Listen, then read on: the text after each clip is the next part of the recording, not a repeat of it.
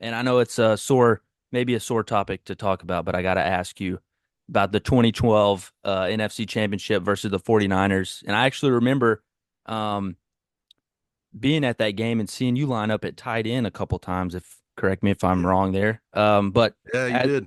as we know, the game ended on a goal line slant to Roddy White that was disrupted by Patrick Willis, that I still believe to this day should have been PI. But what was the atmosphere in the locker room after the game to know that you were basically one play away from the Super Bowl?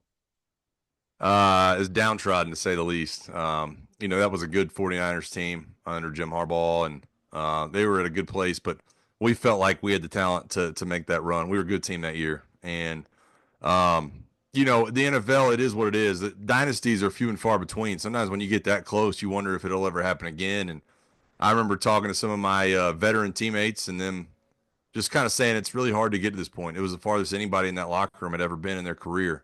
And, kind of hoped we could get back there, but injuries happen. The contracts happen, money happens, just different things come about, and never able to kind of get back to that point. And you mentioned a couple years later, Mike Smith's fired, but that was one of the tougher locker rooms of my career. That and the '08 SEC title game, I'd say the two toughest locker rooms I've been in.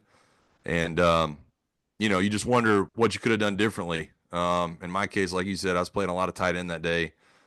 We had some success and, hoped it could have gone different. You could have, scored some points at the end to go to the Super Bowl, but that's as close as I ever got. And that was a sad moment for a lot.